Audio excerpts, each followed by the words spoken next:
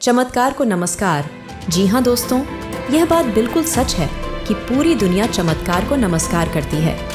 अब चाहे कोई छोटा सा जादूगर हो या कोई संत, महंत, आचार्य या फिर सिद्ध पुरुष हो, जो जितने चमत्कार करता है उसकी उतनी ही वाह वाह लोग करते हैं। यहाँ तक कि जिन्हें हम भगवान मानते हैं, जैसे ब्रह्मा, विष्णु, शिव जी और गणेश जी तथा इनके जितने भी अवतार हुए, श्री राम, श्री कृष्ण या फिर हनुमान जी आदि, सभी को आज तक चमत्कारों के आधार पर ही लोग महत्व देते हैं।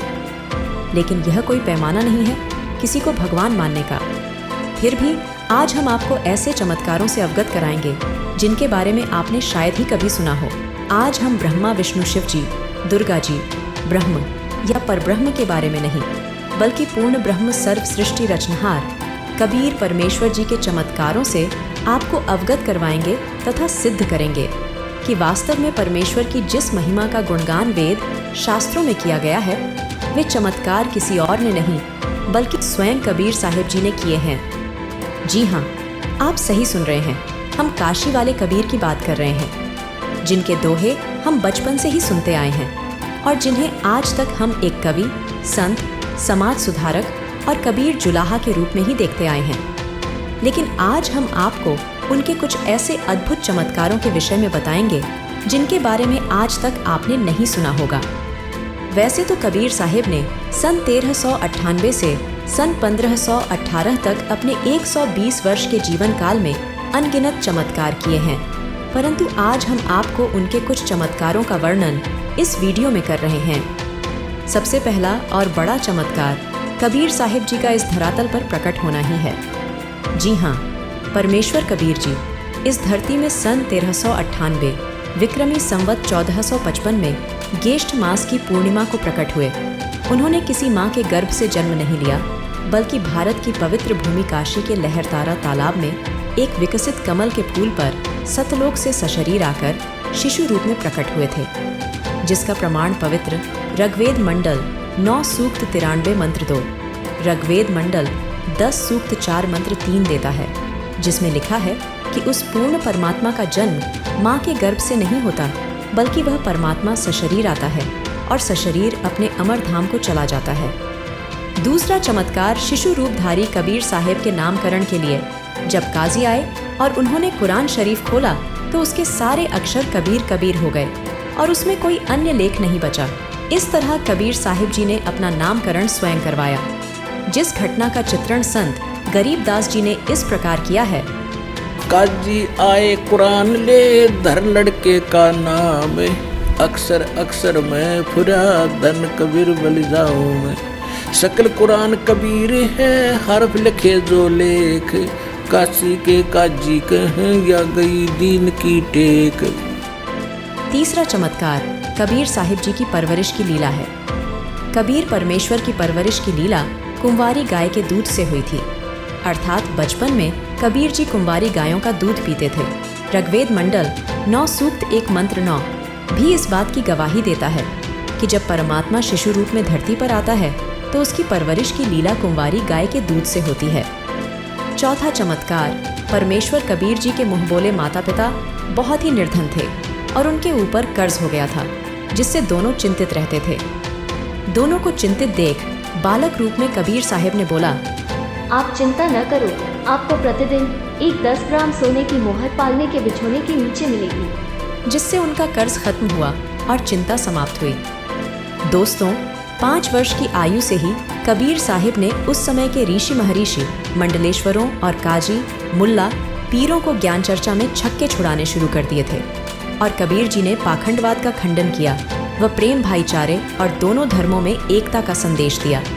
परमेश्वर कबीर जी कहा करते थे, हिंदू, मुस्लिम, सिख, ईसाई आपस में सब भाई भाई, आर्य, जैनी और बिश्नोई एक प्रभु के बच्चे सोई। पांचवा चमत्कार, एक समय दिल्ली के बादशाह ने कहा कि कबीर जी 13 गाड़ी कागजों को डाही दिन यानी 60 घंटे में लिख दे तो मैं उनको परमात्मा मान जाऊंगा। परमेश्वर कबीर जी ने अपनी डंडी उन 13 गाड़ियों में रखे कागजों पर घुमा दी। उसी समय सर्व कागजों में अमृतवाणी संपूर्ण आध्यात्मिक ज्ञान लिख गया। छठवां चमत्कार, कबीर साहिब जी ने न केवल उस समय की प्रचलित रूढ़ियों का खंडन किया, बल्कि जाति पाति और छुआछूत को भी खत्म किया। एक समय तोताद्री नामक स्थान पर सत्संग व भंडारे का आयोजन था, जहां कबीर जी भी अपने गुरु रामानंद के साथ वहां पहुंच जाते हैं। कबीर जी को देख बाकी ब्राह्मणों ने उनको नीचा दिखाने के लिए शर्त रखी कि जो भी 4 वेद मंत्र सुनाएगा वह इस ब्राह्मणों वाले भंडारे में बैठेगा, तथा जो नहीं सुनाएगा वह सामान्य भंडारे में बैठेगा। जब कबीर साहिब जी की बारी आई तब उन्होंने पास खड़े भैंसे को बुलाया और उसे थपकी देकर कहा कि भैंसे राम, इनको वेद मंत्र सुनाओ। जिसके बाद भैंसे ने 4 वेद मंत्र सुनाए। तब कबीर साहिब जी ने कहा कि भैंसे ने कायदे से मंत्र सुनाए हैं तो उसे भी ब्राह्मणों वाले भंडारे में बैठने दिया जाए। यह लीला देखकर सभी ब्राह्मण उनके चरणों में गिर पड़े और क्षमा मांगी तथा नाम दीक्षा भी ली। 7वां चमत्कार। एक बार कबीर साहिब जी अपने 2 शिष्यों के साथ अपने शिष्य सम्मन के घर गए। सम्मन तो वैसे बहुत निर्धन था, लेकिन उसकी आस्था कबीर साहिब पर अटूट थी।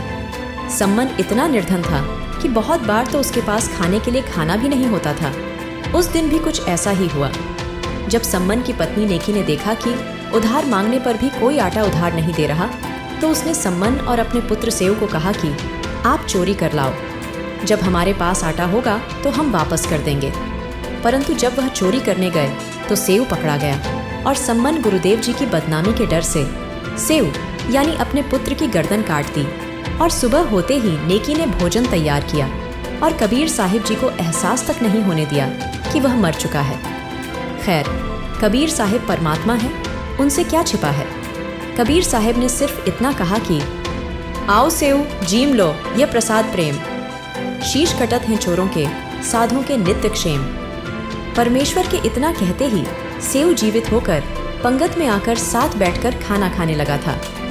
8वां चमत्कार। मुस्लिम धर्म के लोग जीव हिंसा बहुत करते थे और कबीर साहिब इसे अल्लाह के विधान के विरुद्ध बताते थे तथा इसका विरोध करते थे। एक समय दिल्ली के बादशाह सिकंदर लोदी काशी नगरी में आए हुए थे।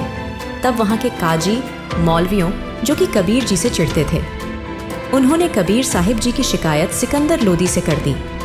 जिसके बाद सिकंदर लोदी ने कबीर जी को बुलाकर कहा कि हमारे नबी मोहम्मद ने तो गाय को जीवित किया था। ऐसा कहकर एक गर्भवती गाय कटवा दी और कहा कि यदि कबीर साहिब अल्लाह है तो गाय को जीवित कर दे। तभी कबीर परमेश्वर जी ने गाय के ऊपर थपकी लगाई, जिसके बाद न केवल गाय बल्कि उसके बछड़े को भी परमेश्वर ने जीवित कर दिया था और गाय का दूध निकालकर बाल्टी भर दी थी। 9वां चमत्कार। एक बार की बात है कि दिल्ली के बादशाह सिकंदर लोदी को अपने पूर्व जन्म के संस्कारों के कारण जलन का असाध्य रोग हो गया। उस भयंकर रोग के इलाज के लिए सिकंदर लोदी सभी पीरों और वैद्यों के पास जा चुके थे, किंतु उसे सभी ने यह उत्तर दे दिया था कि यह रोग तो आपकी मृत्यु के साथ ही खत्म होगा। तब सिकंदर लोदी थक हार कर वीर सिंह बघेल के कहने पर कबीर साहिब के दर्शनार्थ उनके गुरुदेव स्वामी रामानंद जी के आश्रम गया, जहां उसने किसी कारणवश रामानंद जी का सिर काटकर कत्ल कर दिया, किंतु तुरंत ही उसे पछतावा हुआ। कबीर परमात्मा की शक्ति से सभी परिचित थे, जिससे सिकंदर लोदी दुखी होकर एवं डर कर सामने से आते कबीर साहिब के चरणों में गिर गया और रोने लगा। तब कबीर साहिब ने अपने आशीर्वाद मात्र से सिकंदर लोदी का रोग ठीक कर दिया था और इस घटना को जानकर भी कबीर साहिब ने कुछ नहीं कहा और भीतर जाकर रामानंद जी से कहा कि उठो गुरुदेव, आरती का समय हो रहा है। कबीर साहिब के इतना कहते ही रामानंद जी की गर्दन धड़ से जुड़ गई और वह जीवित हो गए। इस चमत्कार के बाद सिकंदर लोदी ने परमेश्वर कबीर साहिब से दिल्ली चलने की प्रार्थना की और नाम दीक्षा भी ली। 10वां चमत्कार। दिल्ली के बादशाह सिकंदर लोदी का पीर शेख तकी कबीर साहिब से बहुत ईर्ष्या करता था। उसने एक बार कहा कि मैं कबीर साहिब को तब अल्लाह मानूंगा जब मेरे सामने वह मुर्दे को जीवित कर देंगे। तभी उसी समय नदी में एक लड़के का शव तैरता दिखाई देता है, जिसे कबीर साहिब ने वहां उपस्थित हजारों सैनिकों के सामने उसको जीवित कर दिया था। फिर कुछ दिन बाद कबीर साहिब ने शेख तकी की कब्र में दफन बेटी को भी हजारों लाखों लोगों के समक्ष जीवित किया था। इस चमत्कार को देखकर हजारों की संख्या में हिंदू व मुस्लिम लोग कबीर साहिब की शरण में आए थे। दोस्तों, दिल्ली के बादशाह सिकंदर लोदी का धार्मिक पीर परमेश्वर कबीर साहिब जी से बहुत ही ज्यादा ईर्ष्या करता था, जिस वजह से उसने भोली भाली जनता को बरगला कर परमेश्वर कबीर को 52 बार मारने की कोशिश की, लेकिन कबीर जी का बाल भी बांका ना कर सका। शेख तकी द्वारा परमेश्वर कबीर जी को सरसों के तेल की कढ़ाई में डालकर मारना, झेरे कुएं में डालना, गुंडों से मरवाना, गंगा में डुबोकर मारने का प्रयत्न भी किया गया, पत्थर तोप के गोलों से कबीर साहिब जी पर हमला करना, खूनी हाथी के आगे डालना आदि इतनी यातनाएं देने के बाद भी कबीर साहिब जी का कुछ नहीं बिगाड़ सके, तो उनके नाम भंडारे की झूठी चिट्ठी डालकर पूरे भारतवर्ष के ब्राह्मण पंडितों को काशी में बुला लिया और कबीर जी को बेइज्जत करके भगाने की कोशिश की। परंतु परमेश्वर कबीर जी ने वहां भी चमत्कार किया और 18 लाख लोगों को 3 दिन भंडारा करवाया और तत्वज्ञान भी समझाया। लाखों लोगों ने कबीर जी से नाम लिया। परमेश्वर कबीर जी ने बहुत से चमत्कार किए, परंतु फिर भी शेख तकी समझ नहीं पाया। ऐसे और भी अनेक चमत्कार परमात्मा कबीर जी ने किए। फिर अंत में 120 वर्ष की लीलामय आयु में वापस सतलोक सशरीर जाते समय परमेश्वर कबीर जी ने मगहर शहर में आमिनी नामक नदी, जो शिवजी के श्राप बस सूख चुकी थी, उसको फिर से पानी से भर दिया, जो आज भी बह रही है। जिसके बाद परमेश्वर कबीर जी ने एक चादर नीचे बिछाई और उसमें लेटकर एक चादर ओढ़ ली और कुछ देर बाद आकाशवाणी की, चादर उठाकर देख लो, उसमें नहीं है मुर्दा। अर्थात परमेश्वर कबीर सन 1518 में मगहर से सशरीर अपने सतलोक चले गए थे। उनका शरीर उस स्थान पर नहीं मिला था, बल्कि उनके शरीर के स्थान पर सुगंधित फूल मिले थे। साथ ही परमेश्वर जाते जाते भी हिंदू और मुस्लिम दोनों धर्मों को एक कर गए, जिसकी मिसाल और यादगार आज भी मगहर अर्थात वर्तमान जिला संत कबीर नगर उत्तर प्रदेश में मौजूद है। दोस्तों, परमेश्वर कबीर जी ने आज से 627 वर्ष पहले यहाँ इस धरातल पर 120 वर्ष लीला की। जिस समय पूरे विश्व की आबादी करीब 4 करोड़ थी, उनमें से 64 लाख परमेश्वर कबीर जी के शिष्य हुए थे, जो कोई साधारण बात नहीं है। उस समय कोई मीडिया या यातायात के साधन भी नहीं थे। इससे यह बात भी स्पष्ट होती है कि वह संत नहीं जो चमत्कार करें, और वह साधु भी नहीं जिससे चमत्कार न हो। जो जादू जंत्र सिद्धि प्रदर्शन करने और मान बढ़ाई के लिए चमत्कार दिखाते हैं, वह संत नहीं होते। संत वह होते हैं जो चमत्कार करते नहीं, परंतु उनके आशीर्वाद और उनके दिए नाम का सुमिरन करने से उनके अनुयायियों को अपने आप चमत्कार होते हैं। ऐसे ही एक महान संत आज पूरे विश्व में परमेश्वर कबीर जी द्वारा दिया तत्वज्ञान दे रहे हैं और सतभक्ति बता रहे हैं, जो कोई और नहीं बल्कि जगत गुरु तत्वदर्शी संत रामपाल जी महाराज जी हैं, जिनकी शरण में आने से उनके अनुयायियों को अनेक लाभ होते हैं और उनके साथ अनेकों चमत्कार होते हैं।